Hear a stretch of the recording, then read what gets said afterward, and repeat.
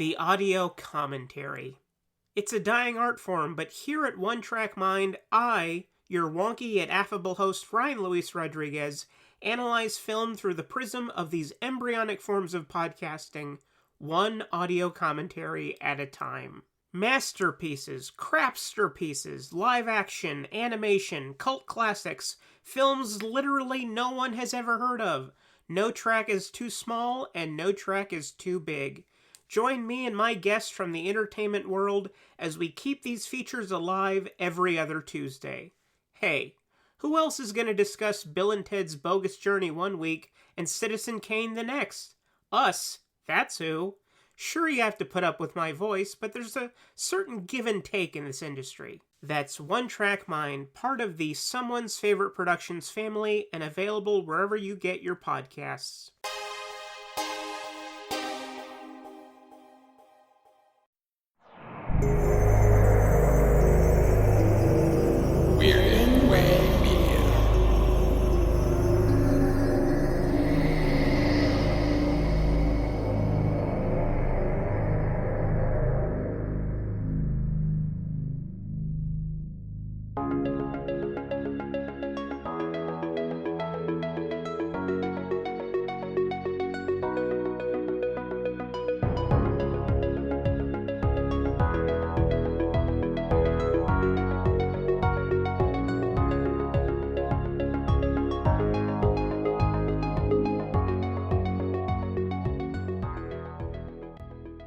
Hello everyone and welcome to Film Foundations, a movie podcast where we answer 4 very important questions that we came up with so you know that they're important. Those 4 questions are, what's the best entry point? What's the deepest cut? What's the biggest impact on pop culture? And if you like this or want to watch something similar, what might that be? I am one of your hosts, Chris Stasher, the host of the Culture Cast, and I'm joined by my good friend all the way from Disconnected, Ryan Verrill. Hello, and thank you for the radio voice intro. That was wonderful. You're welcome. We would continue on from here, but on this episode of Film Foundations, it's the first time we're joined by a guest, all the way from such places as MondoHeather.com and Weirding Way Media's Noise Junkies, where she is one of the hosts of that show, with 2 other guys who only have 2-letter names.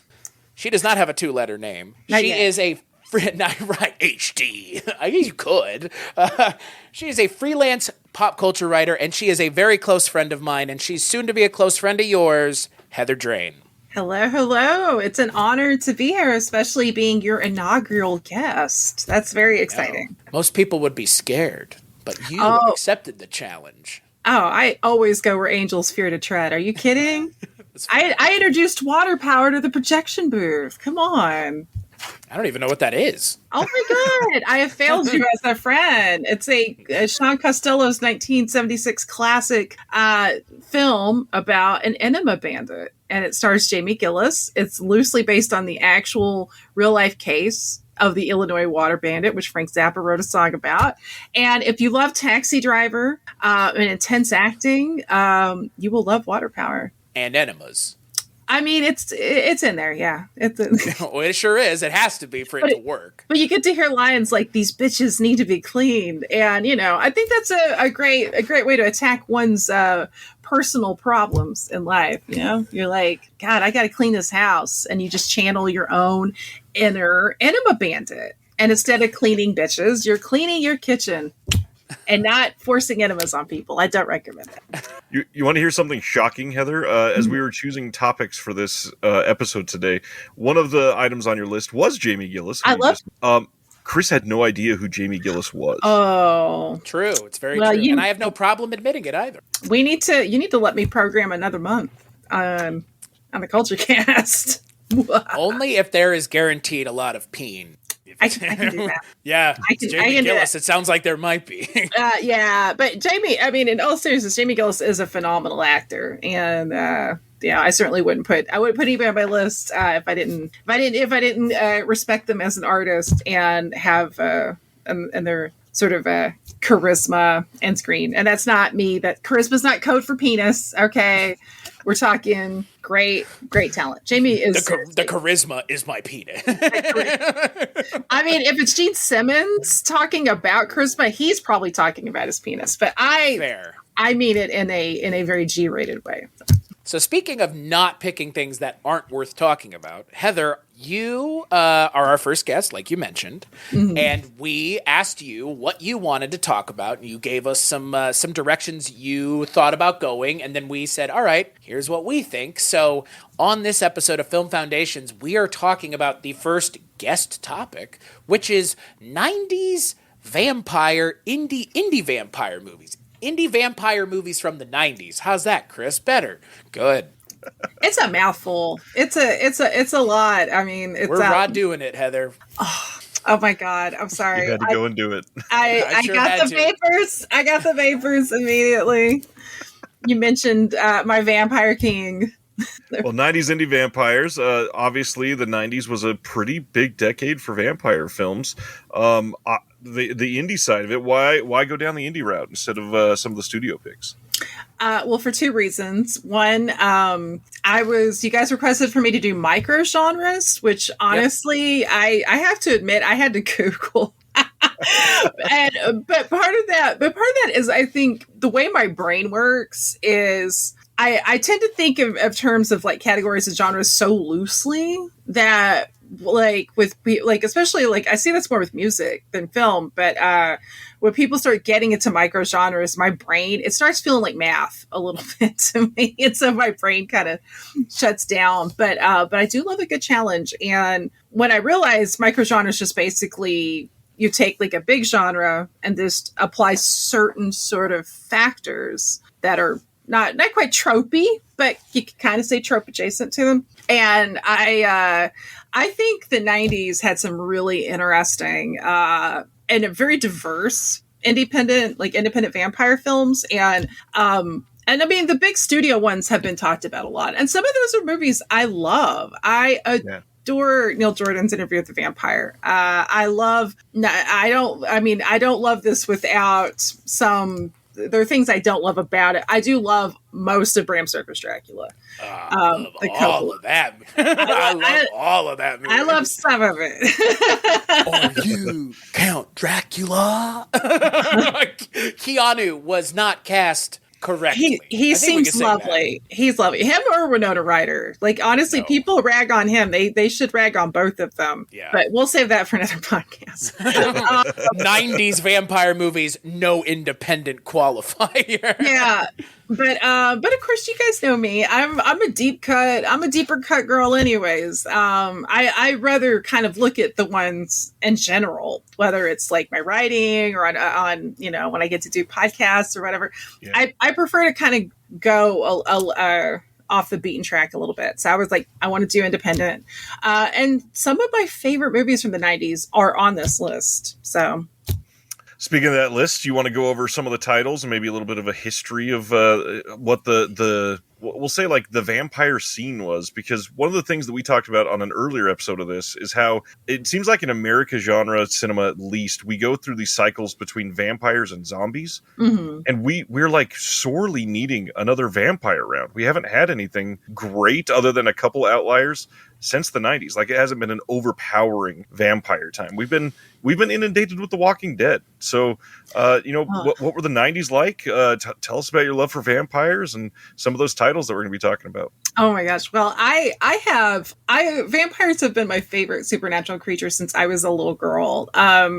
My first crush ever, and I was like 4 or 5, was on Bela Lugosi as Dracula, because I used to just always like go through film books. Like, I'm very lucky because my mom was into, and she still loves cinema, but she's loved classic old Hollywood, and so we'd go to the library a lot, and she would check out books, and I'd be like, I would try to read them, and and go through the pictures, and just seeing that image. And I've always been a monster kid. I still am. But there's something about the vampire. And of course, as I got older, I realized, oh, you're goth. That's why. So that there's that. But I think with vampires and vampirism, there's a way where it's sort of like a monster within too, because a lot of times, depending on the adaptation, it's a way to kind of like look at, I think monsters in general are kind of a neat way to sort of confront our own sort of darker elements, but in a supernatural context, which is such a gift that horror gives us in general. And with the 90s, I feel like you're really starting to see elements, actually speaking of Gothic subculture, of the music and the fashion really come into play with the cinema of it. I don't think you really saw that quite as much in the 80s stuff. I mean, and there's some great films. I definitely recommend Dance of the Damned, which I know is on I think a Shout Factory double feature. And that was a really underrated movie, but that's 80s, so we won't talk about it, but I do recommend it. But with 80s, of course, you got Fright Night, and that's, obviously not an independent film, but it's a masterpiece. With the 90s, and I think the 90s had such a great independent film scene too, because that was really the era too where people really started discussing independent cinema as a thing, almost like it's its own genre. And I mean, to the point where I think the lines got blurred because people would be like, "Oh, Quentin Tarantino," and it's like, but Harvey Weinstein. Well, we're not talking about him, but it's like that's not really independent. Like we're talking about definitely direct to video fare here with these films, and I got to start off if you want me to go through the list. Subspecies, of course. I think any monster kid that has grown up in the 80s and 90s. Full Moon. Well, Full Moon originally was Wizard, and then Empire, and then Full Moon. And I think all of us monster kids, there's got to be at least one Full Moon film you love and that you connect with. And it could be Puppet Master, Trancers. For me, though, of course, Subspecies. And I adore Ted Nicolau is such an underrated director, and he's directed all of these movies, all the Subspecies movies, and Vampire Journals, which is also on my list, which is a sort of spin-off of it. That was sort of their Anne Ricean. It's very Interview with the Vampire. But I don't think that's a bad thing. And it's done beautifully. It's the visual language. And it's shot in Romania. They actually had a real castle. Like, they're using Romanian, some of their best lighting people. The score to the original Subspecies. I mean, I put that right up there with the score to Bram Stoker's Dracula, and I think that's one of the best soundtracks ever. But so is Subspecies. Like the music is pinpoint if you love Gothic horror, and I do. And I mean, and that's Gothic not just in terms of like Sisters of Mercy or Bauhaus. It's also like Gothic in that Hammer horror way. And Subspecies nails all of that. It's also got, kind of those things that when you're like a young person and you're going to the video store, you're watching cable and you're like, oh my God, there's boobs. It's got that too. Like confirm, Heather, can confirm. See? You introduced me to Subspecies last year. I think it was the year before at this point. It was, yeah. See? And don't you feel like your life is all the richer for it? I'm still waiting for us to cover on the Culture Cast the most recent Subspecies film that somehow came out in 2023. I have it. I got it on Blu-ray real recently. So I've got that. And that's the crazy thing. Like it's such a kind of, I don't know, important or commercially viable, but it's a franchise that people clearly cared enough about to warrant another movie being made that people went and saw, and it came out in theaters even. It's not like it just came out on Blu-ray. It did come out in theaters, right? Yeah. Unfortunately, nowhere near me because I'm being punished for apparently sins I did in a past life.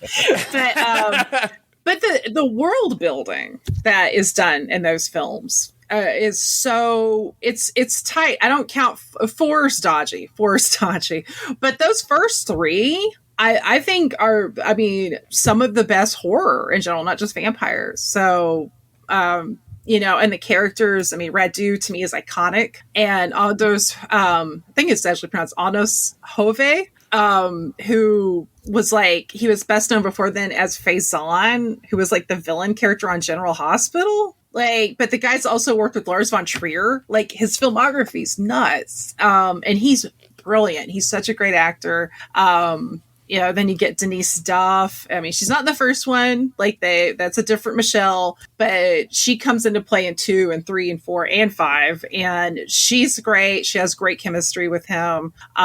Just phenomenal writing, great characters, great atmosphere. Just I can't recommend the series enough. It's I can't wait to see 5. I've been saving it like a fine bottle of wine. I think also I was so disappointed with 4, like that.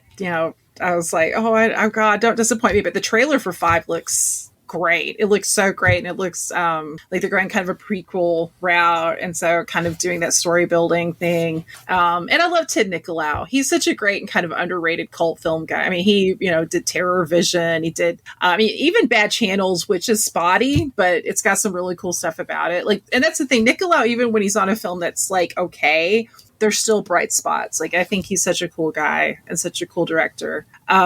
With that, Vampire Journals is adjacent to that. I do recommend, especially if you love gothic cheese. It's a little cheesy, but that's okay. We get a line that says she reeked of evil, which I love that line because it's like you could make kind of a joke like, "Ooh, what's that smell?" Evil. It's evil. But and it's got David Gunn, who's a really, really great. If anybody's ever seen Mike Mendez's first film Killers, David Gunn's in that, and he's phenomenal. Like, that's a guy that really should have had a bigger career, but he's great in Vampire Journals. And speaking of gothic culture, am I derailing? I feel like I'm just like, you guys are just letting me go full hog. We have to let you talk about this, and then we'll ask you the questions. I love that. Okay. Because again, you're the expert here. We're listening. Oh my gosh. Thank you. This is like a Rodney Dangerfield. We're not laughing at the jokes, not because they're not funny. We're just sitting here listening. Another film, and this is a film I've seen people kind of dog on, but I will go to bat for it. I love it so much. And that's 1998's Razorblade Smile. And this was directed by Jake West. And this is independent British cinema. Of course, anybody that's familiar with like Redemption Video, and they had some of the most hilarious, like, just bonkers intros to Redemption films. I don't know. I don't think they do this that much with the DVDs, but if you got like a tape in the 90s, they'd have these intros with Eileen Daly, who was like their icon. And she was this vampire woman, and she was always like hang out with these huge breasted vampire women. And some of those girls were very augmented. It was just like breast implants of the damned. But I love Eileen Daly. And Razorblade Smile, we have her as Lilith Silver, who's a vampire hit woman. And she is so great. I think Eileen Daly, when people talk about like scream queens and women of horror, I want them to say her name, because she's sexy, she's beautiful, she's campy, vampy, she's got great presence, she has such fun with acting. I think she's great. I adore this woman, and she's so great here as Lilith. And there are moments where she's able to bring like sadness. It's not just all like, sexy hit woman in latex. I mean, that's a lot of it. But she has like different dimensions, and it's such a cool film. I feel like whoever saw Underworld definitely saw this movie and maybe took a lot from it and kind of ripped it off. And if you see them, you'll see what I'm saying. I was going to ask you about that with the leather. Yeah. Like, why the leather? Like, why the leather in the vampire like subculture of the movies? Like, why the leather? Because it looks. I mean, it's because it looks cool, right? Yeah. I mean, is it the most practical? I mean, especially vinyl. Leather at least is thick and will kind of insulate you, and vinyl probably is very impractical as far as like if you're actually going to do a lot of physical stuff, but it's a great look. And the thing with Razorblade Smile, I mean, there are parts that legit are in a goth club. Like, they use parts of Bela Lugosi's Dead by Bauhaus, which of course was used in The Hunger. But I mean, she's hanging out with these goths, and they're all talking about what they think vampires would be, and they don't know that she's a real vampire. And it's so cute, and it's handled, I think, in such a clever, like, cheeky way. I love it. Jake West would go on to make the Video Nasties documentary. That's excellent, and just seems like a very, like, I adore this film, Razorblade Smile. And from the sublime to the wonderfully ridiculous, I have to start. And this is a film that is more recent in my atmosphere, because these other films are films I definitely saw as a teenager. But I got to talk about Donald Farmer's Vampire Cop. He's a cop and he's a vampire. This is 1990.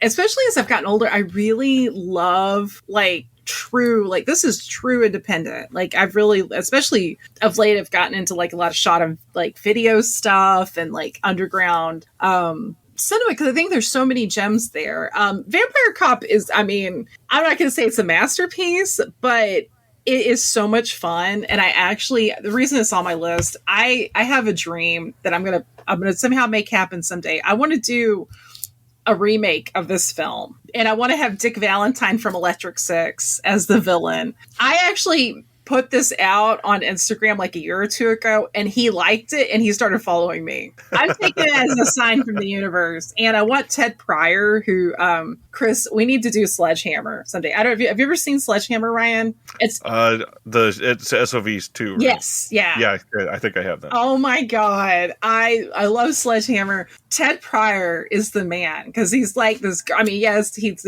like muscly, blonde, gorgeous guy, but he does things in Sledgehammer. Like, he balances his beer on his fiance's head in the romantic interlude. Oh, I live for Sledgehammer. We got to do it someday.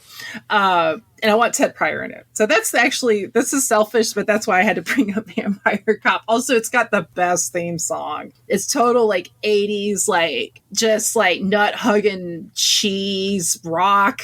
And it's like if Natty Ice was a Vampire Cop theme song. So, and I don't even drink anymore, but I remember. You never forget drinking natural ice. The next one is Blood and Donuts.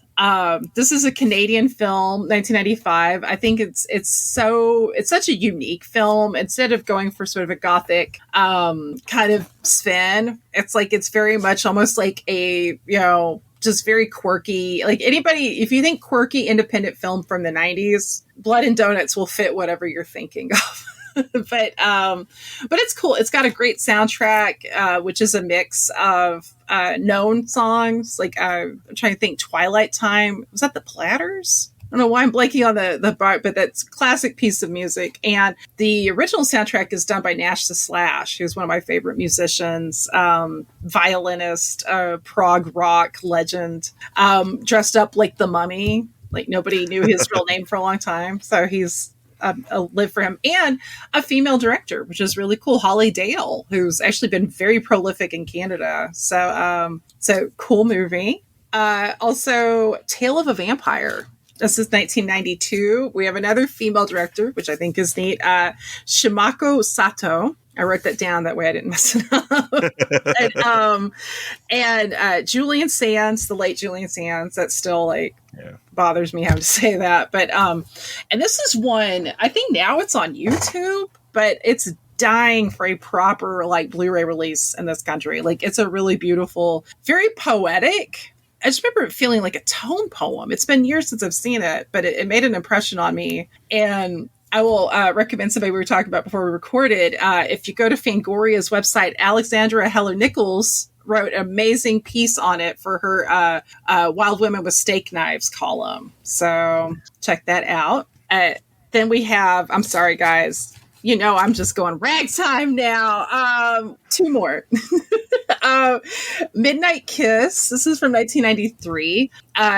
It's a little more, I feel like its depiction of women's a little, and this is coming from Miss Water Power over here, a little problematic, but I do think it's a really interesting film. And especially because the vampire in it, if you just look at him, it's like, okay, good looking guy, long blonde hair. But then he's like very Southern, and he's like acting like he's insane.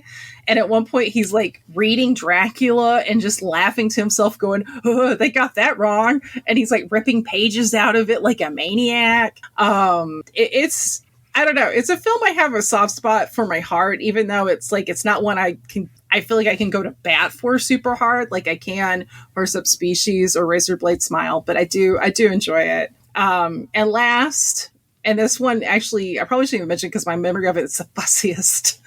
But it has a performance I do adore, and it's always stayed with me, is that's The Girl with the Hungry Eyes from 1995. And not to be confused with there's a short story of the same name, and there was a 60s adaptation. But the 90s one, I cannot recommend enough for Christina Fulton, who plays the titular girl.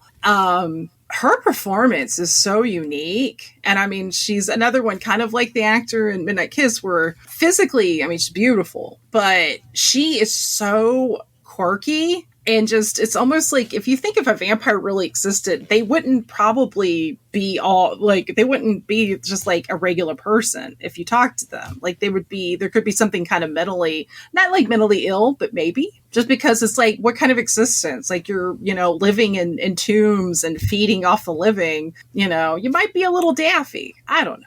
I enjoy it. And it's set I think it's set in Miami, which I always find it interesting when you have like vampires, like gothic creatures in really sunny locales. Like another reason why I love H.D. Lewis's A Taste of Blood, which is a really great film. And I love that film, but that's the 60s. So I'll be good here.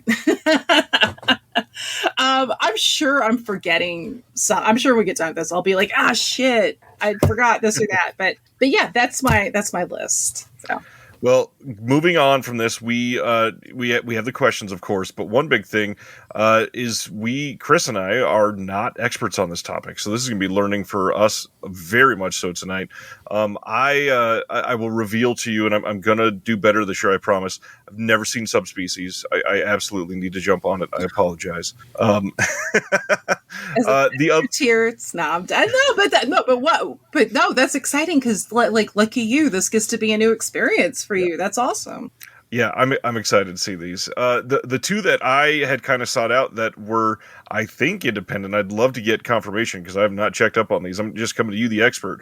The Addiction, is that independent or is that written? Yes. Oh my God. You know what's funny? This is so on brand for me. I got so lost in like the stuff that's probably a lot less, like, not all of it, but some of it a little less respectable. I'm like Vampire Cop, and I forgot the two like respectable. Yeah, no, The Addiction, that's Abel Ferrara. No, that's totally independent. And I love Abel. So I haven't seen, I have to confess, I haven't seen it. And that's a crime. I need to see that. And the other one is Nadia. Yeah. Which looks amazing, and that's another one I need to see. I love it that I've seen Vampire Cop and Midnight Kiss, but I haven't. I don't know. The heart wants what it wants, but I do actually want to see both of those films. But Nadia, I know, has I believe, is it David Cronenberg in it? It's Blood and Donuts that has David Cronenberg in, isn't it? Oh my God, he is in Blood and Donuts. He told me why. Canadian. That makes sense. Oh my God. Can we just talk about how much we love David Cronenberg? David Lynch is in Nadia. Shit. Oh, wow. It's another auteur named David. Oh my God. Yeah. Too many Davids. Yes. But it's surprising he wasn't in a movie called Blood and Donuts. Are these donuts right? okay? Yes. I love David Cronenberg. I love it when Cronenberg pops up in movies. I mean, Nightbreed. Yeah. You're like, who's that weird handsome man with the good head of hair? Holy shit. both cinematic Davids have good heads of hair on them. They do. You're Lynch right. And Cronenberg, yeah. Lynch has a good... Did you say my hair's good? I just like David He's Lynch. got a coif. I know. Perfect coiffed. Yeah. But no, that's cool, right? About Subspecies. I mean, this is the thing, is like, it's the easiest thing in the world for anybody to be like, oh, nobody has seen everything. Of course. I always try to be very transparent, because I feel like, especially like if you're published, I used to have this trip when I was younger about being a published writer, and it's like, oh God, I haven't seen this or that. But then I was like, well, but who has? Like, most of us haven't. And that's okay. That is perfectly, there's so many movies, which is an awesome problem to have. Like, look at us. We get to see all these movies. Cool.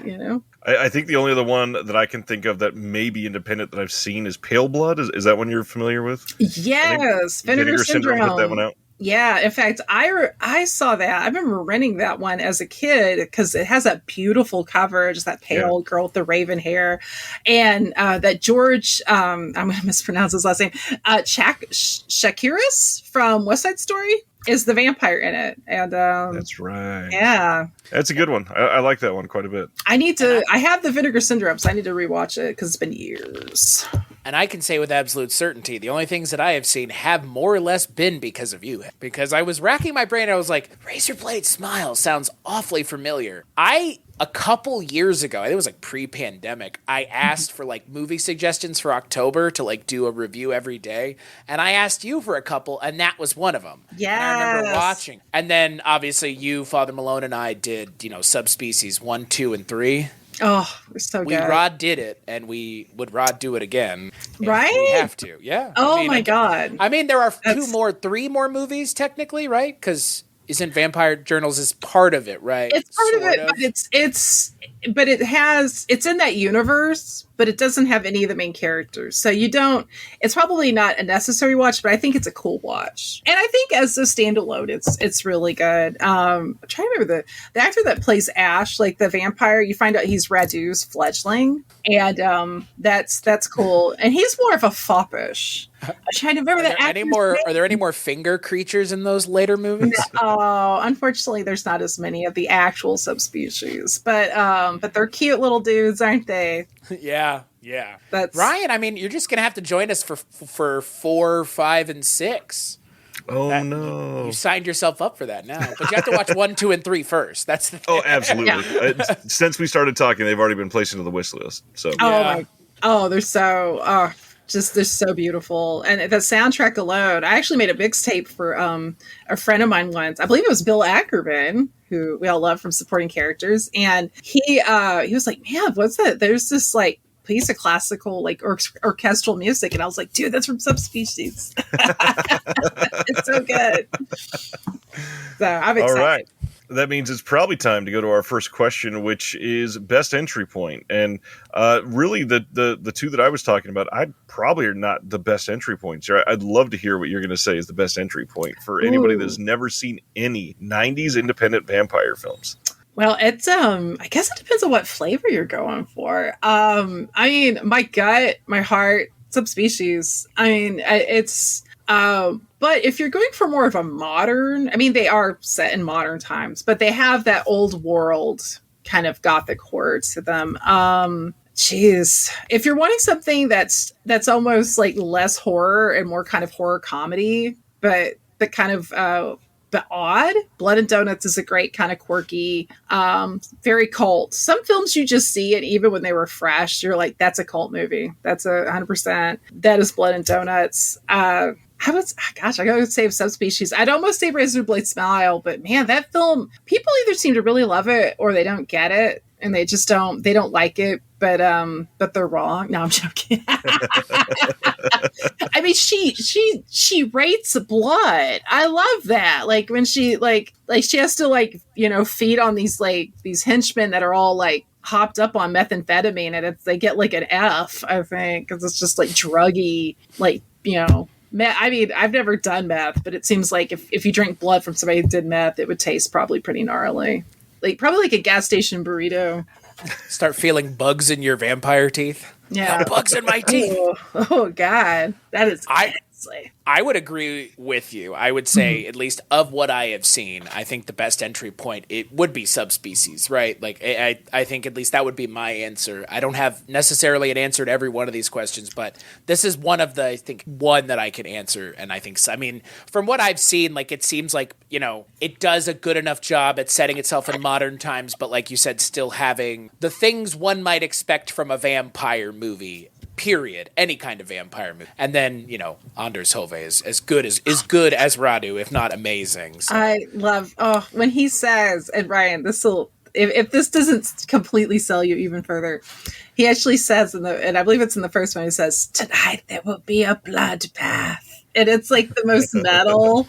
I mean, it's like if King Diamond wrote a vampire character, it would totally be Radu. It makes me so happy. I feel like there needs to be a crossover now. Black metal with Radu. I just love how literally you started to sparkle speaking about Radu. That's the best part. I love him. He'd be really good at playing guitar. Would you say he's a shredder? Yeah, he's got long fingers. Oh my God. He is a total rock star. So, well, and I think your point earlier on full moon is probably the best thing here. Is most people that are, at this rate, people from 50 to like 28 listening to this now probably have at least one full moon film that they go, I mean, yeah, this one's really nostalgic. I still kind of really love it. And I mean, so many people are about Subspecies.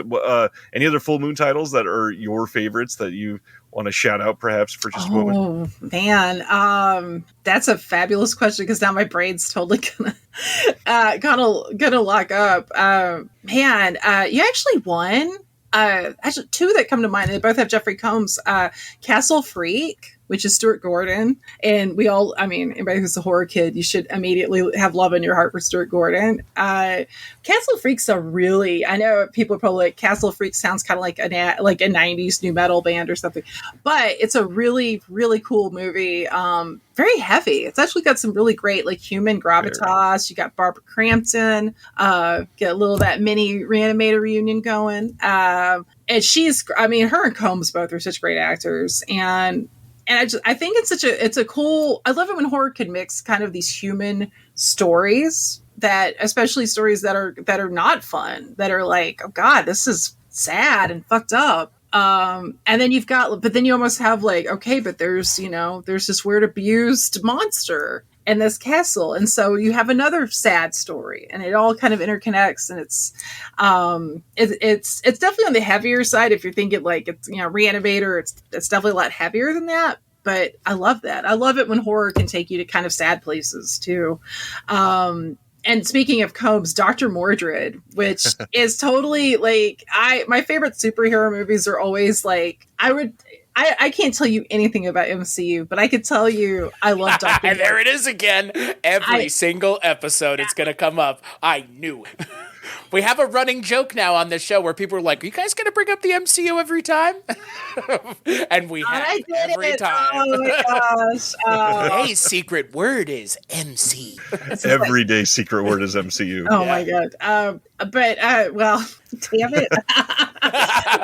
We didn't even have to do it this time. You did it for us. Yeah, you're welcome. I don't know. Yeah, thank you. Dr. Mordred is it's a fun superhero movie. And but that's the thing. My kind of superhero is going to be Jeffrey Combs. Always. Like, I love him. Everybody, again, that's another one. Jeffrey Combs is the man.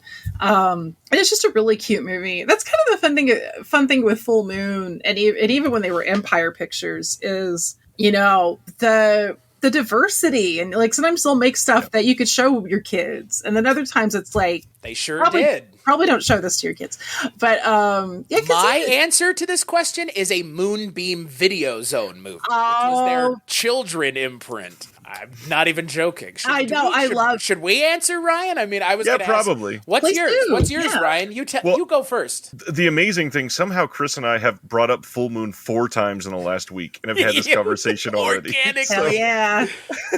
The amazing thing is Castle Freak is my go-to answer for this. I truly love Castle Freak. It is heartbreaking and weird and actually dark for what Full Moon was doing around that time, which was kind of off-putting for some people, but it was perfect for me. It was exactly what I wanted to see then. And then the kid stuff, like I don't know why, I still love Prehysteria. I think it's really well done. It's super fun. Watching it back now, it's not really well done, but hey, it's fun. And then I think they just distributed it, but man, I adore Tourist Trap. I don't remember if they actually created that one, but Tourist Trap is almost like the perfect, weird, out in the middle of nowhere, like sideways type slasher that I just can get lost in that world and find myself genuinely creeped out by just some dude. Like there's not even anything super evil about this person. It's just some dude. And then you find out he is evil. I love that. And David Schmoller he's made some of my favorite horror films. Like Tourist Trap and Crawl Space both, I think, are just stone cold classics. Tourist Trap featuring Werewolf's own Chuck Connors. Chuck Connors is so creepy. He's great. God. Like there was like a porn of him from the 50s. Yeah. Just saying. I don't know, but a friend of mine saw it and he said it was disturbing because he's like, Chuck Connors just looked really angry the whole time. On brand. Yeah, very on brand, but I'm like, I'm good. I don't need that in my brain. I just knowing it exists is too much. But yeah, Tourist Traps. Oh, yeah, that is effective. That's a great movie too. Where whenever people are like, "Oh, something's low budget," man, you don't need a big budget to be effective. Not at all. Like, just gotta have an imagination. Speaking of having an imagination, not too crazy of an imagination though, because hey, Home Alone is a pretty successful film franchise. The Full Moon Video / Moonbeam Video Zone, because I didn't see any Full Moon videos growing up, but I saw Moonbeam, and I saw two. Ryan already mentioned Prehysteria, which is like a completely nutsoid movie, like still, like baby dinosaurs, named after, like, correct me if I'm wrong, one of them's named Elvis, one of them is named Madonna, Something like that. Oh. Yeah, it's like, it's literal insanity, but I don't know if it's as kind of like obvious of a ripoff of anything as Remote is, which is just Home Alone, but the kid, instead of making traps, just, uses like a remote control car or a remote control airplane, or the thing that the movie's really known for, and I swear to God, I'm not making this up, a remote control yodeling doll that does more action in the movie than anything else, including knocking over cans of beans, throwing thumbtacks into shoes, and it is like one of the strangest. I would love to know where one buys a doll like this, because I would like to own this thing, but it is a small lederhosen wearing man with a very questionable choice looking mustache, that's all I'll say. And then he's wearing like traditional German lederhosen, and he yodels the whole time. And it's a yodeling remote controlled doll, and it is like essentially the main character's this is what he uses the entire movie to outwit these criminals. It is, if it sounds like Home Alone, that's because it is Home Alone, but with not Macaulay Culkin. It's got Tony Longo and Richard Deal and Stuart Fratkin are the thieves. And then, beyond that, I can't remember the child actor, because, again, this is one of those movies where they went out of their way to cast people as the villains who were kind of known actors, and then the kid actors just like literally some kid. But I saw that movie a lot as a kid. And I saw it a lot, so much to the point where I remember the ads on the VHS, including one for, I believe, a film with Laura Flynn Boyle. And then there was an ad for episodes of Star Trek The Next Generation on VHS. So I don't know why. I don't know where that's coming from. But yeah, it was super weird. Remote. And you can watch it on YouTube now. There's like a 1080. Someone took the Blu-ray and just ripped it and put it on YouTube. God. So, I mean, again, I believe it has a physical release. Correct me if I'm wrong. It does. Yeah. So. Yeah. Well, I would encourage people to go Full Moon. You can still buy from support if you can support physical media. I'm just saying they have really good sales on that site though, because that's how I got that Tourist Trap Blu-ray. Yep. Most of the titles we're talking about are usually $10, and if you get, I think, 5, it's free shipping. So yeah. Don't watch it on YouTube. I mean, I wasn't advocating for that, but if you wanted to watch it right now and not wait, it's more of like an immediate gratification type thing. I'm not advocating pirating, but hey, to be fair, you're just watching it. You didn't pirate it. I'm all for pirating of something. I'm not, Yeah, I mean, I am too, but I gotta seem respectable here. Exactly. Yeah. No, I mean, that's I don't have all the DVDs behind me like Ryan does. Where's all your DVDs, Chris? I thought you liked movies. What? Well, I will say, actually, the thing that is cool about stuff like that, it's a good way to kind of be an informed buyer. Because, that's the thing. You could kind of watch it, and if you're like, you know what, I dig this, then you could go to Full Moon. If it's not your flavor, you save some money. But they have many other movies. And they sometimes will even, they one time threw in a free movie. Yep. So I now have 2 copies of Fairy Tales, the softcore. The adult. Yeah. So maybe I'll do a giveaway or something someday with that. But yeah, now I love it that you both have this diverse history with Full Moon. I mean, Richard Band and Charles Band have touched our lives in all sort of different ways. I think when you're a cult horror movie person. Close friend of mine, Jess Byard, is an assistant director on Baby Oopsie, which was a Full Moon movie. So I didn't know Jess was on that. That's so Jess rad. has worked on a couple Full Moon productions, I'm pretty sure. And Jess the other day they were like, Charles Band just texted me, and I was like, what? Okay, Captain Fancy. Yeah, Captain Cool Guy. Should probably throw out all of these too. I believe Full Moon's one of the only boutique labels that has a streaming service. You can go and subscribe to them, and a lot of times if you subscribe for the year, they'll send you like the Puppet Master box set for free. And that's a lot of movies. Yeah, what about Evil Bong or Ginger Dead Man? Also great ones.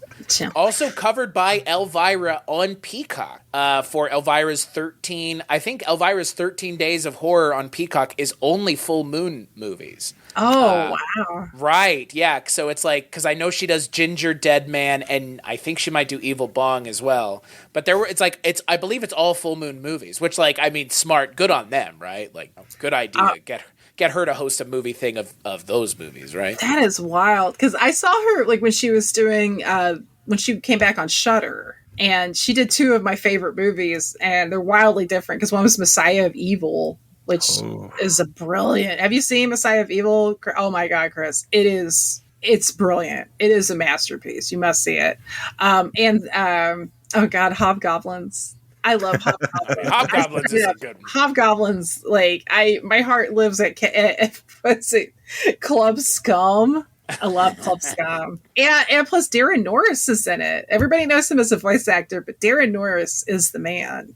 Just saying. He's the MC of Club Scum. If you love Joel Grey and Cabaret, but if he was like in a new wave band and also maybe on, I don't know. I don't know where I'm going with this. It's just see Subspecies and see Hobgoblins. The Hobgoblins are cute too. They are so cute. I mean, they're literally like, I don't even know if they're puppets. I think they're just dolls. Yeah, I think so. But they're cute, and they have abs. It's like they're yoked. They're yoked. Yoked. They're yoked. They're swoletariats. Yeah. For sure. Well, after a long discussion on Full Moon, probably a good time for our second question. And love to hear what you're going to say here. So this one, we usually just call it deep cut, but the real thing here is, what is a good film that somebody could look at as a second watch from the genre? They watch your first watch, they love it. What's the next one that's not just a deep cut, but one that is really good, but it's also like kind of bonkers? That would be kind of a rough first watch that could turn some people away, but it might solidify your love for this genre. Ooh, that's a great question. I love that. I would say it's going to be, I think, a tie between Razorblade Smile and Midnight Kiss, and for different reasons. Because Razorblade Smile, I think, it has like a very like creative, like what some people would call like a music video style edit. I actually am sort of a low key music video, just like total nerd. I was about to say historian, but I feel like that's like, I feel like you don't get to ever call yourself that. I feel like that's something somebody has to call you. So, it's sort You're of a historian, Heather. There you go. Thank you, Chris. Thank you. You're welcome. But it does have a music video style edit, and it's very creative, and it's got some, very elaborate visuals, and, and it has a lot of fun with itself. And I think sometimes, which is weird, because I think like some of my favorite vampire movies think about Polanski's The Fearless Vampire Killers. That's a vampire film that has a lot of fun with itself. But yeah, Razorblade Smile, and also, but with Midnight Kiss, it's a little it's kind of spotty as a movie, and some of the characters are very off-putting, but yet it is committed to something that is very sort of like, it's sort of like a made for TV vibe, but sleazy. And the vampire is not sexy. Like, you think he's going to be sexy, and the women love him like he's sexy, but he's so fucking nuts. Like, but that's one of the reasons I love about it. And there is like an aesthetic there. I don't know if it makes me think of USA, like movies you would see on USA Up All Night, kind of like, that's an aesthetic. And as I definitely, like, as a kid, grew up watching that. Maybe that's what it is. It has, it's off-putting, but I think there's enough there. There's a charm there. A weird charm is maybe not the word I'm looking for, but I don't know. I enjoy it. I do think it's interesting. And I can see somebody going back to that and being like, it's not my favorite movie in the world, but there is something interesting there. And there's so many boring movies out there. I think if a film can give you something to think about and chew on, even if it's just like, wow, like, you know, I kind of like it sometimes when a film is just like, you know what, we're not going to make this character, you know, sexy or likable. Like, we're going to kind of make them a piece of shit, and you know, that some, you know, that can work against you too, depending on the actor, but and the writing, but yeah, I would say it's a tie between those. But I would definitely say Razorblade Smile is a better movie. I've been hearing about Razorblade Smile for years. I really need to see this one already. It's so, and the acting. David Warbeck has a small part in it, who's an icon. Like, of course, I mean, I think most people probably know him from The Beyond, which is my favorite Lucio Fulci movie, and probably my favorite zombie movie. That's not Romero.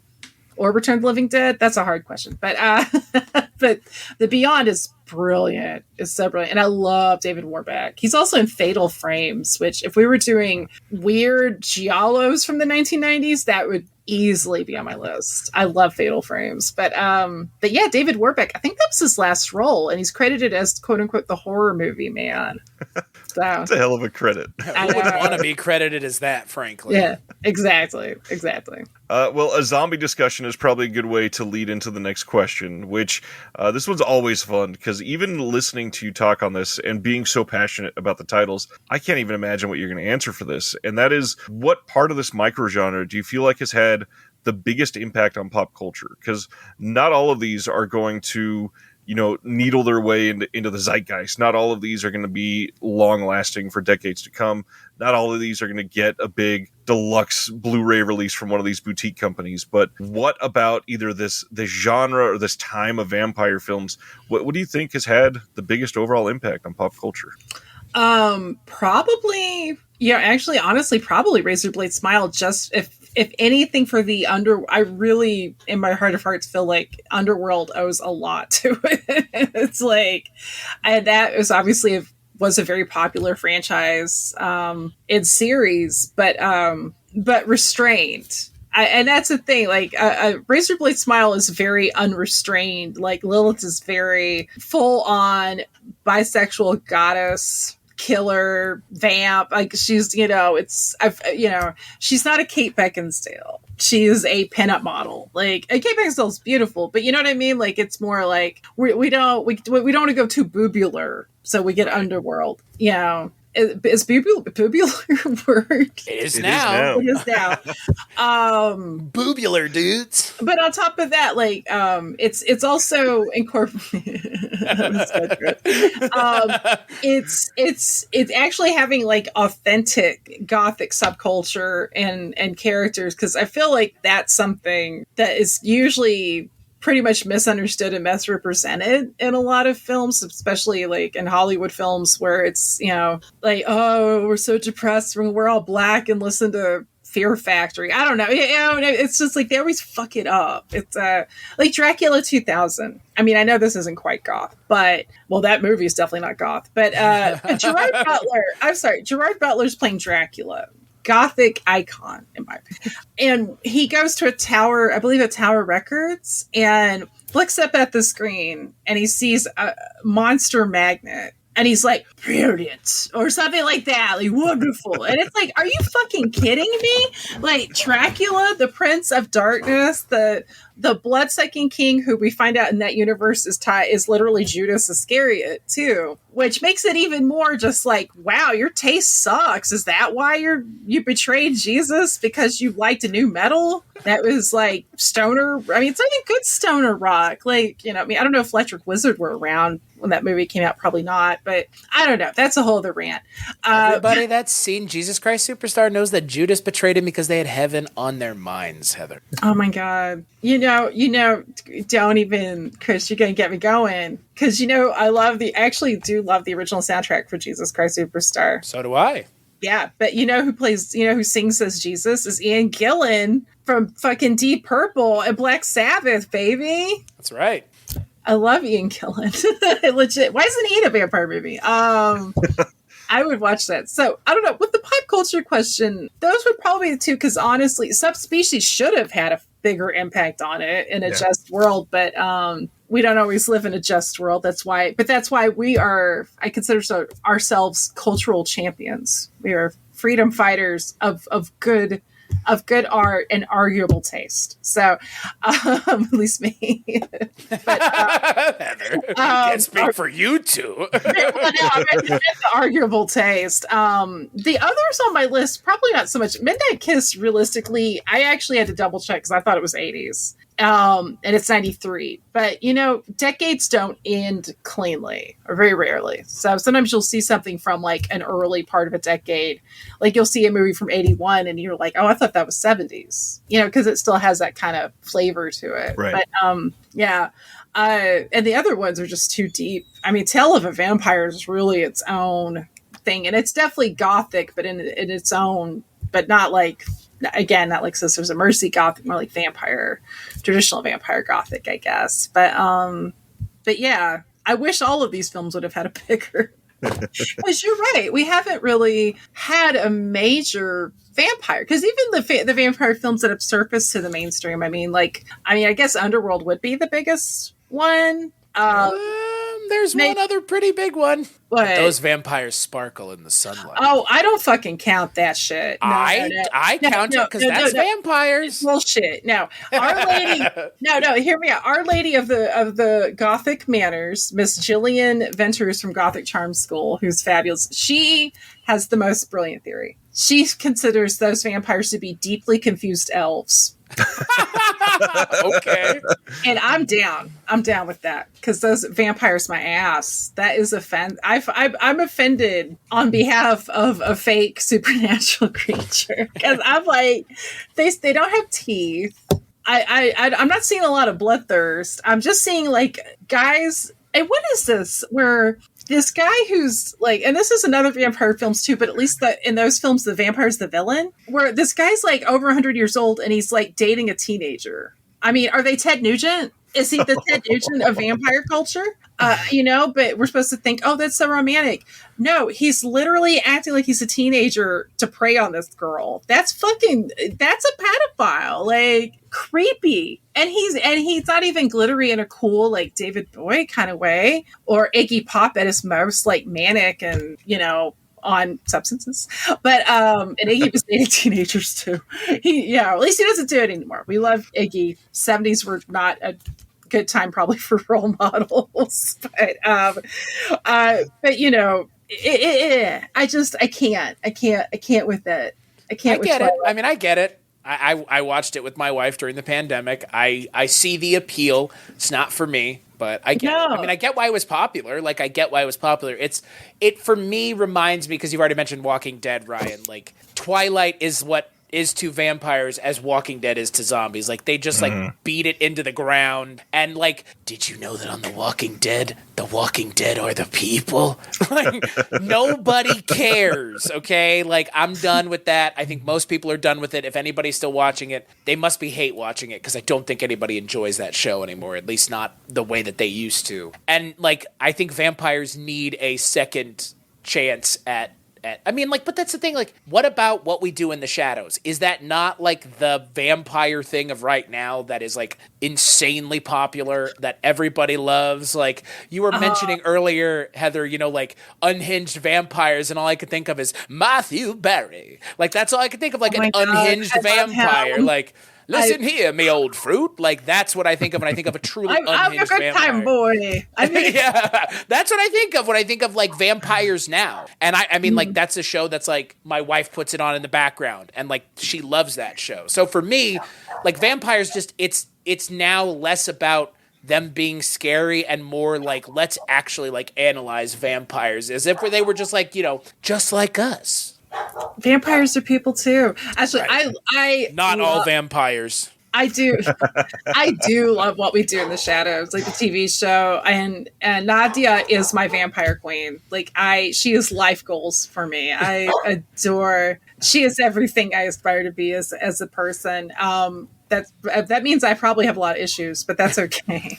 And everybody knows that they're horny for love and they're horny for blood. Again, that's so. And Matt Berry for me is one of the biggest Like, I love him and everything. To me, he's one of the best things that have come out in the world of TV and music. He's a really fucking talented musician. Like, I really recommend anybody checking out like his music, because he's a fascinating cat. Like, he's made some really just beautiful and kind of like sad and evocative music. And also, I can connect him to Razorblade Smile because he was part of a 1-season show called Snuff Box, which I highly recommend. If you love Matt Berry, check out Snuff Box, him and Rich Fulcher. It's definitely black comedy. This is like, it goes dark. It goes very dark, but it's so good. Eileen Daly is in 1 or 2 episodes of Snuff Box, and her and Matt Berry are friends in real life. So, bam! How has she not been in the show yet? Seriously, well, I feel like he's not probably behind the scenes creative, like, because I think he was like I'd have to double check him. He wrote the song for Stuff Box. Like, I definitely get the feeling he was more creatively involved behind the scenes with that. It was definitely a smaller production too than what we do in the shadows. I don't know. They should have Eileen Daly. If Takiki Watiti?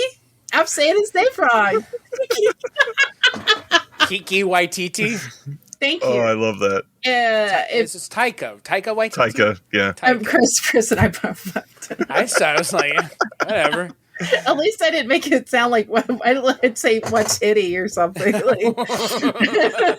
But it's, and nobody should be offended by it. He's way more famous and rich than we'll probably ever be. But he's talented. But like, he should have, if he watches this, sir, we respect you. Get Eileen Daly on your show because she's awesome, and she also knows Danny Filth from Cradle of Filth. I love that. I want to go to a dinner party at her house. Like, shit, like, go there and Matt Berry and a member of Cradle of Filth.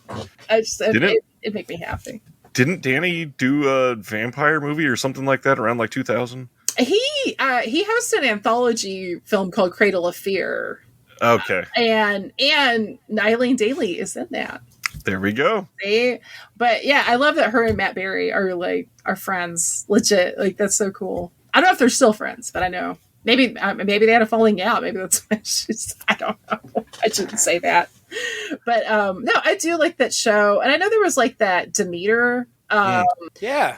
But it looks so CGI. Like, this is where I get kind of weird and nerdy about stuff, about cinema, is like, if I don't, because some films use so much CGI that I feel like it's almost like when I see animation, if I don't like how something looks visually, because animation's so visual, then I can't really commit to watching it, because I just get like, oh, I don't want to put my eyes on this for 90 minutes or 120 minutes or whatever. And I don't like the look of most CGI, because I just feel like most of it just looks rote. I don't think it, I actually feel like I've seen more creative computer animation and art in video games than I see in Hollywood products. Like that Resident Evil Village, and that's got a great vampire character in it. Sure does. Oh boy, doesn't it? Yeah, who became like, there's a lot of pervy fan art. Whoa.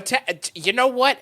Just because they want to be stepped on by a giant vampire lady doesn't make them perverts. It just makes or smothered in her large breasts. Voluptuous her vampire tatas. Anyone can play them. Like, I mean, there are worse ways to go out in this life. But I mean, the animation in that game is gorgeous. Like like that game looks so beautiful. I mean, I can look at that and be like, I like looking at this. And yet when I see CGI used in a lot of Hollywood films, I'm like, I'm good. Don't need to, I don't know. It just doesn't engage me. I watched that Demeter movie and it was fine. It was just like Alien on a boat with a vampire. I see. That just doesn't. It was fine, like I didn't. Yeah. It wasn't more than it needed to be, and I don't know. I mean, look, someone was like, let's adapt one chapter of Dracula. Like, which one of the shortest chapters, by the way, because I've read Dracula a number of times over. I mean, of course I have over the years, and yeah, I mean. I think it would make a great short film with practical effects. I really would love to see horror. Like, that's the other thing about watching like older movies, is that those practical effects, even like, I mean, look at Tourist Trap. I mean, some of those are just they're literal mannequins, but the way they're used, fucking unsettling, you know? I just think it's really hard for stuff that doesn't have an organic texture to have that. I'm not saying it's impossible. And there are films I really love and enjoy that use CGI. I just think it's a little more tricky to pull off. Sorry, that was a bit of a... It's a fun tangent. Okay. It's a worthwhile tangent to beat into the ground over and over. This is true. I've not heard my favorite vampire thing mentioned since 2000, and that probably let the right one in. How do you feel about that one? Oh my God. I have to confess, that is on my watch list. I have not seen it yet. And that's fucking ridiculous. My husband has seen it. And he loved it. I think you'll love it. Yeah. Yeah. The love story side of it and just the innocent, like, blooming development of these characters, I think you'll truly appreciate. Oh, it looks amazing. No, I'm looking forward to. I don't know about you guys. Do you have a watch list that is like the size of, I don't know, the Bible? Yep. Yeah. Or a girthier Russian novel? Like, oh my God. No, I need to get to that one. It looks, I mean, I've heard the Hollywood remakes even good, but of course I'm going for the foreign, not terrible. Helmed by 1 degree of Kevin Bacon away, a friend of Richard Haddam, Matt Reeve. Richard's, college roommate, who's now directed The Batman. So there you go. The Batman. Speaking of indie films, I guess. Yeah. And speaking of sparkling vampire people. The Batman. I just say that just makes me think of that scene of Barfly, where like Mickey Rourke, like Henry Chinaski, like is arguing with Frank Stallone, and he's like, "You got lucky last time. I had the flu." He's like, "What's it gonna be next time, Eddie? The 8?" Like that. That's what I think. Batman. Yeah, but no, I do need to see the right one in. So thank you for bringing that back to my forefront brain when I was too busy watching Vampire Cop in its hot bods contest section, which is in the movie. Well, and the other aspect of this whole pop culture question is it could be like a philosophical idea. And obviously it would be sort of, remiss to not bring up that this was kind of like the hotbed of goths. I mean, this is where we got like the Craft gets super important. The uprising of Hot Topic, The Crow was huge. There's so much of this that obviously some of it's a little cringe to look back on, but it's really like a lot of people, myself included, found a lot of identities during this time. That was just, we were all pale wearing black, and that's the identity. Oh, absolutely. And I mean, I was one of those kids. I love The Craft. I still love The Craft, The Crow, even its soundtrack. Like, I never actually owned it, but I could probably tell you a good amount what's on it just because it was in the sphere. And certainly, like, I think every friend I had, all 3 of them or something in high school had it.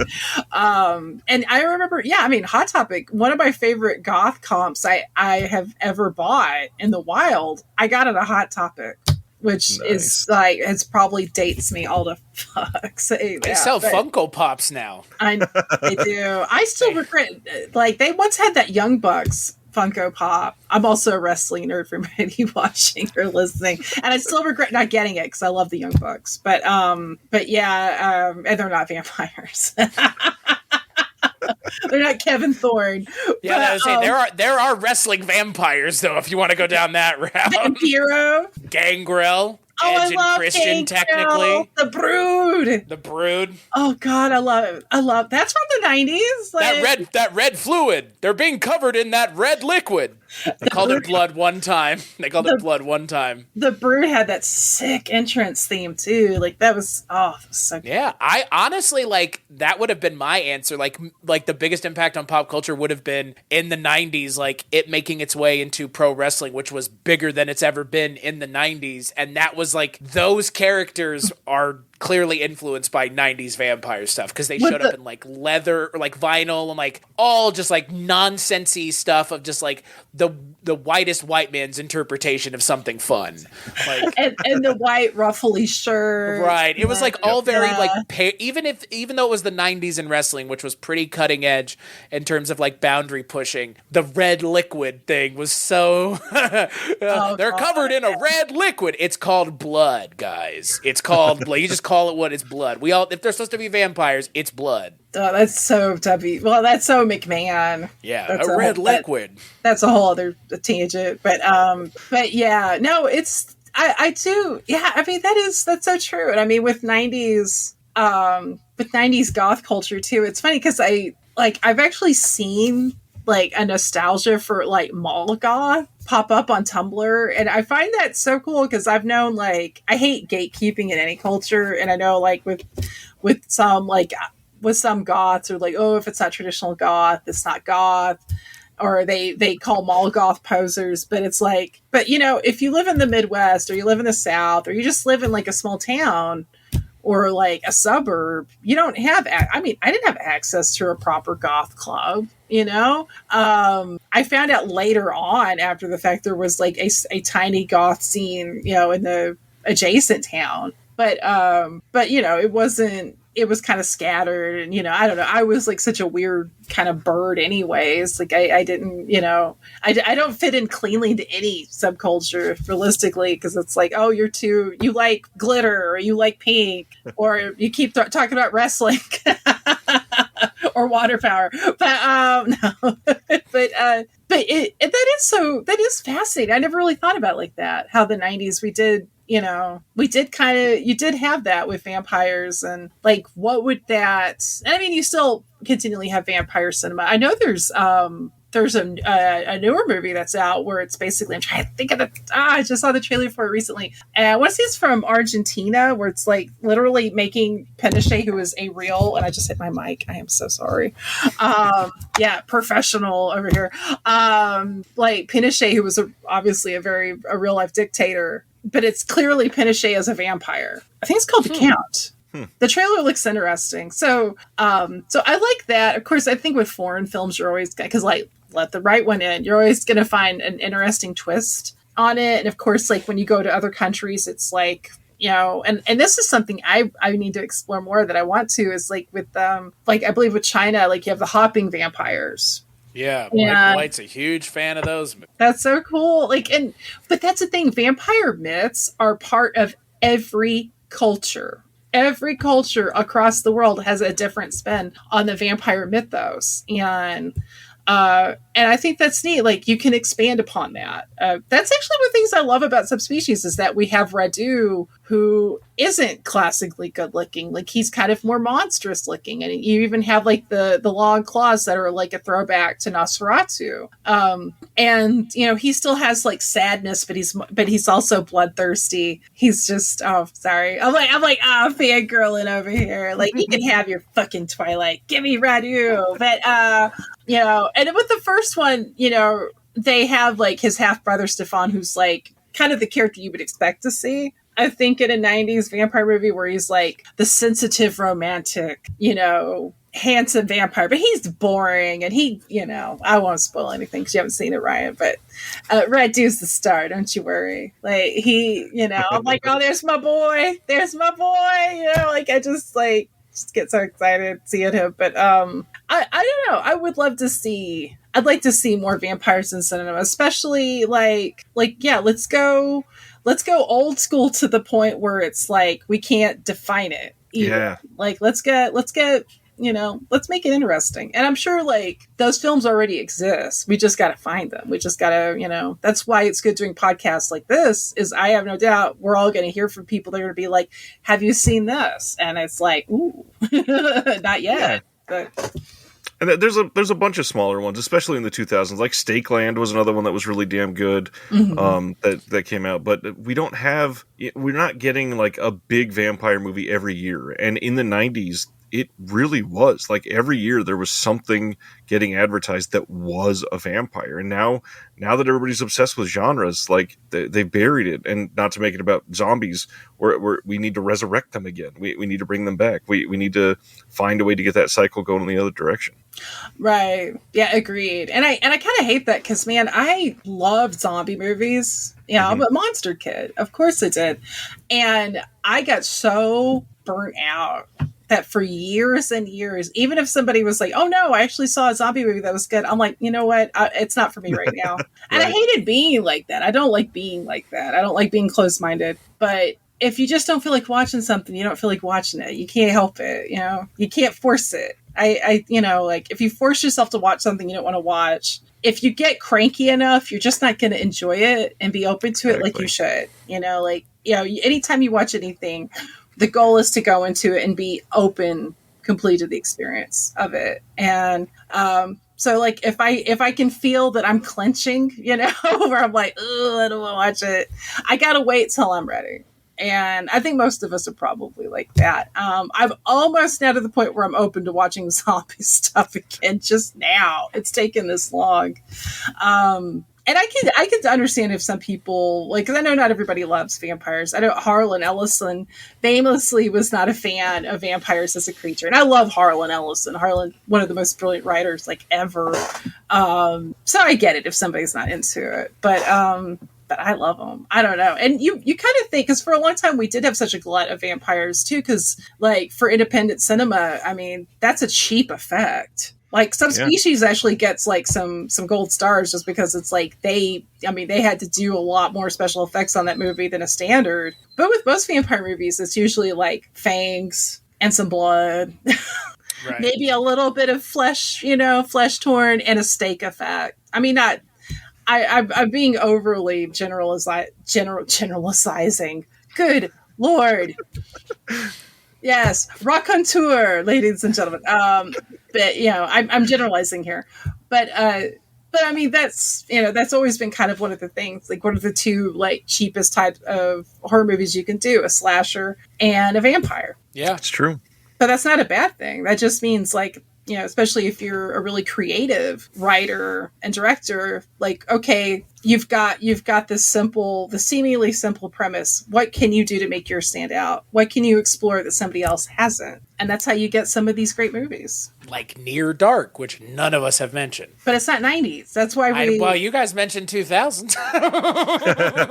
I figure 87. I would say Near Dark is a pretty good predecessor to what would be happening in the 90s, because they're wearing like leathery, they're going in that direction. That movie could have come out in the 90s, and I think it probably would have been just as like well placed. I think maybe if not more so well placed. Near Dark is one of my favorite movies ever. Like, I love every frame of that movie. It also, like, you want to talk about fangirling? I'm sorry, Lance Henriksen and Bill Paxton and Jeanette Goldstein in a Vampire Clan. Oh, honey, I would have been just like oh no, I cut myself, oh no. I would have. So of course, but then, oh my god, but then I say that kid, Josh Miller, one of the creepiest characters ever, like creepiest vampires ever, is that little kid in Near Dark. I do covet his William S. Burroughs shirt. That shirt is sick. I want it. No, I love that movie. But Near Dark also has like a timelessness about it too, because it's a Western, right? So to me, it's almost like, it's like part road trip movie, part Western, part, it's so Americana. And that actually, the thing I do love about the film, it's totally, because a lot of American vampire films still owe so much to like a European, how we view European vampires, especially like with Hammer. I mean, or, you go back to Lugosi's Dracula, there's always a sexy European aspect. And Near Dark, even, it's not just that it's America and they're Americans, like it feels like the Midwest. Yep. They're in Oklahoma. You've got the oil drills. You right down to the rural family with Tim Thomerson, who's in Full Moon's Trancers, and Dollman. Oh my God. How did we not even mention Dollman? Elvira covers Dollman on Peacock's TV, 13 Days of Elvira. That's how I've seen Dollman, which could not believe was an actual film that my eyes were seeing, but yet I watched almost all of it. God, Tim Thomerson, that's another cat. He's one of those character actors. The minute I see his name on something, I'm like, yes, fucking A. I love him. Like, he's Dollman. Oh my, and he's in Fade to Black, like, which, oh my, speaking of great horror movies from the 80s, Fade to Black, and he plays the harmonica in it. I'm just saying, if you want to see Dollman play the harmonica. Dollman. On being open to things, that brings us to our fourth question, probably. Which, God, am I interested to hear what you're going to say for this. So, what is another? We'll say like micro genre, or maybe like a slice of film history that if somebody's really entranced by that era, what do you think is most similar that they could go, yeah, maybe I would want to dive into 90s independent vampire movies? Oh, wow. So I recommend another era or another movie? Something that somebody else is already into, something, and it's similar to this, like maybe a similar vibe or a similar movement in film. Ooh, that's an interesting question, especially because I don't know if I like when I recommend stuff to people, I'm usually like so lost in my own sort of love spiral. See, and what's funny is I've been thinking about this all night. I kind of have the feeling that if you are nostalgic for 90s music videos, this is kind of the perfect genre for you. If you are attached to 90s music and want to see that sort of uprising, I feel like this genre would probably fit you perfectly. Or, depending on the film, I also think, because if you're in, because I feel like, especially because there's the interview with the Vampire TV series going on right now, which I didn't think about. Like, we have that going on as well as, like, you know, I mean, it's strange because TV is definitely as much of a gateway now for people as film, which is interesting. That might be like with some of this, because some of this definitely has that sort of Anne Rice gothic vampire, like beautiful damned creatures, kind of like the damned, not like damned, like these damned creatures. But with others, like, because I feel like say with Girl with the Hungry Eyes or Midnight Kiss, like I feel like people are having a bit of a renaissance with like the erotic thrillers. Oh, they are having, they sure are right now. They're fantasy eroticas. What is? It's like orcs and elves and all that, like, and dragons. Like, that's the new thing, like fantasy erotica, which I was not aware of. Not aware of. It's funny you mentioned that, Chris, because a few years ago, I was reading a story that I thought was going to be like a werewolf story, because I'm a fan of werewolves. I like a good lycanthrope. I didn't realize that it was going to be as explicit as which I'm not a prude, but this is so gross. This is so gross. But the detail, I'll put this as genteel as I can. When the couple interlope, and he looks like a normal man. Okay, he's not like in beast form. Like, but then she's like, "What was that?" And he's like, "Oh God, how did he phrase it?" He's like, it's like, you know, if you're putting together something from IKEA, like say a coat rack, and it's got I don't know, lipstick. I don't know. I had to stop it. I was like, you know, when you reach your limits, like everybody has limits. Put out that dog rocket. Oh, That's a line written by Dan Aykroyd in the American cinema classic, Nothing But Trouble. Oh my God. You're talking about dog rockets, I'm pretty sure. A red rocket. Oh no, I want to die just thinking about any of this. I'll do you one better. I read Mothman erotica once by choice. That's awesome. How was it? A lot of proboscises. I'm not making that up.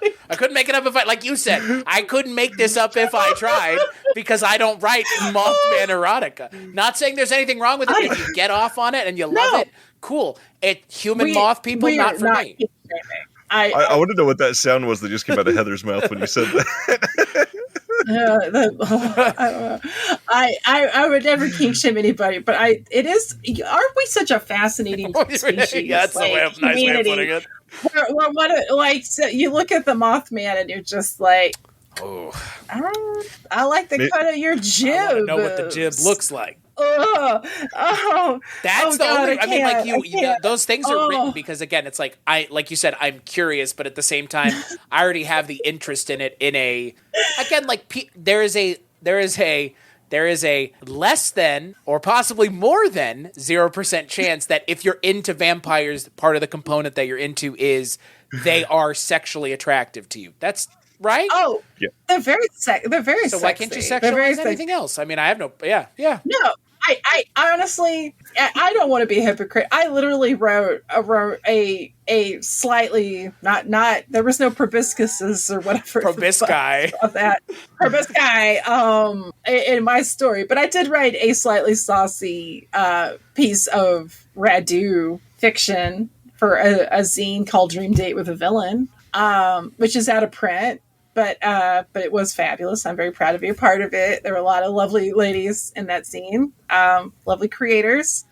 And there was actually Skeletor was in that issue too. But this was not like X-rated stuff. And there's nothing wrong with that. But yeah, I mean, I wrote saucy fiction about Radu. I can't judge anybody. You know? I wouldn't anyways, because only assholes judge, and I don't ever want to be an asshole. But Probosci will live rent free in my head for a long time.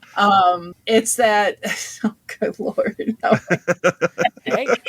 Fascinating. And now my brain is all like, I wonder if there's Boggy Creek fanfic. I mean, there's gotta be. I mean, there are books that are Bigfoot erotica. I have seen them. I do not own them. They are not on my shelf. I do not see them that way. I see them on Amazon as a possible purchase. Can I share real quick one of my favorite pieces of film criticism? My late friend Scott once was telling me about a Bigfoot adult film he watched, and I was like, wow, how was that? And he complained because the member of the Bigfoot was clearly just a human male, and he's like, they didn't go to the trouble to make it. And I was like, that's your complaint. It wasn't realistic enough. It was a sad squash. Bigfoot's Lil Squatch was not as big as he had claimed it was. Oh, Lil Squatch. Oh, I don't like that. Baby Bigfoot. But I kind of love it. I don't know. There's a movie out there called Bigfoot Jr.? Little Bigfoot is what it's called, and is somehow not a full moon video film. Is it? I was going to say, it sounds like a movie. It's not, surprisingly, but I do believe it might have like Mickey Rooney in it. First in and of itself. Yeah, Mickey Rooney's latter day filmography. I feel like when he was that Asian character in Breakfast at Tiffany's, like the sheer racism of how awful that character is, and how that character's portrayed in that movie, put like a curse on the rest of his career. That's why he was Bill, right? Wasn't he Bill? He was. Didn't Mickey Rooney play like a character with like a mental handicap called Bill? I'm like 99%. Did he? Sure he did. I wouldn't doubt it. That's that probably added to the curse. The Mickey Rooney curse. I think of him though as Andy Hardy, of course, from this classic Hollywood era, and then I also think of Family Guy having this bit about him being shirtless and screaming at mice. I'm not the biggest Family Guy fan, but that shit was funny. Funny's funny. I can't help it. But I feel what a journey. Yeah, I know. I feel like I don't even know if I really properly answered your question on that. Yeah, you did. Okay, good. Probosci. Thank you, Chris. So if you're super into Bigfoot erotica, go check out 90s Vampire Independent Films. True. Or don't. I mean, we won't judge you. If you're that's a great question. I think if Bigfoot, you're gonna be less into 90s vampire and more into probably like 70s, like more like sort of William Girdler horror. Like Grizzly might be up your alley, literally. Up your Bigfoot alley. Up your bowling alley. Ooh. Oh my god. That's what happens when you get Heather and I together. It just devolves into the greatest thing possible. I agree. I think this is also why we've had certain guests that may also be one of my co-hosts on Noise Junkies, who I think at this point reaches a level where he gets over mine and Chris's bullshit when Chris and I start being like, what's a great porn parody title? Oh yeah, they won't let us do it. He doesn't like us doing it anymore. He's like the stern dad. We're like the kids acting up, but you can't keep us down. We won't be oppressed. Thank you, Ryan, for not oppressing us. Of course. I mean, I'm ready to say Asquatch whenever we're ready. Yes! I would if I were to make a Asquatch. porn parody Bigfoot movie, it would be called Cum Squad, because that just sounds gross. God, that sounds It just has to sound gross. Or this ain't Bigfoot triple X porn parody. This isn't a porn, but there is an independent comedy called Sex Squatch, and it's got a ska musical number. I haven't watched it yet, but it's in my docket. It looks really funny. I'm just saying. Ska is another thing that had a big heyday in the 90s. Look at that. Bring it all around circle. Exactly. Real Big Fish. Real Big Foot. Cum Squatch, apparently. Real Big. That would be the name of my Real Big Fish cover band. Real Bigfoot. I like that. I'm picturing a Sasquatch wearing checkered Vans. I think I'll have myself a beer. But being sung by a guy dressed up like Bigfoot. Oh my God. And you know what movie Real Big Fish is on the soundtrack for? Basketball. Basketball. Hell yeah. Come on, Ted Dinslow. I love that we all went there immediately. I know. This is like we're gonna form a cult now. No, I'm joking. The cult of Gonna basketball. form? Yeah, gonna, you said. Oh, I gotta send you my dues, by the okay, way, cool, Chris. I thanks. forgot. We can't go to Grimulac 4 without them. Or Raging Waters wherever, later this year. Well, I think that pretty handily answers our 4 questions. Thank you, Heather. Oh my gosh, my pleasure. Thank you guys so much for having me on. Anything else about 90s independent vampires that we forgot that you want to raise at the last moment? Oh, I feel like I have gone on journeys I could not have predicted. Oh boy, I feel like that is a true statement you're making right now. But I think I'm good. I'm sure I'll remember a bunch of stuff when we get done recording. But tis part of the journey with any show. So no, I'm good. Thank you guys so much for letting me kind of rave and rant about loves and loss here on tonight's episode. And proboscis. Oh God. So Heather, where can people find the other things that you work on when you are not here joining us? Well, you could go to my link tree, because that basically is sort of like the home that has links to all various things I do. Linktree.com/Mondo Heather. You'll find my website, mondoheather.com, a link to my Patreon. You'll find links to various shows I'm on, episodes of Noise Junkies and Culture Cast and Bollywood Cinema Club over here, as well as articles and all sorts of other sundry items that I may or may not be attached to. So yeah, linktree.com/Mondo Heather. Perfect. And if you are interested in journeys like this, come back for another episode of Film Foundations. Hope you enjoyed it. Do you want to plug your stuff? Do we want to plug my stuff? I was like, I don't know if you want to or go.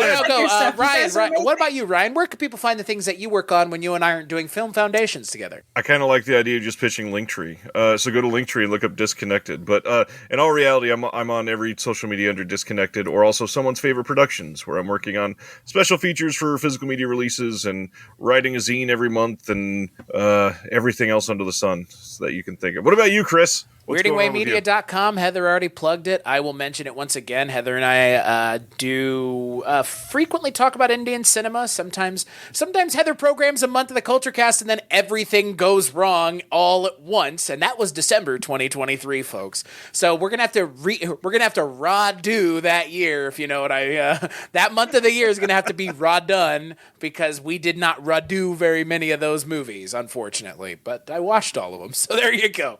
But yeah, culturecast.com, patreon.com/culturecast, ways to contribute financially to the Culturecast, but more just the things that I work on over at weirdingwaymedia.com. That's where you can find me. And as for this show, you can find it at filmfoundations.com. Like, rate, and review the show wherever you get it, more than likely iTunes.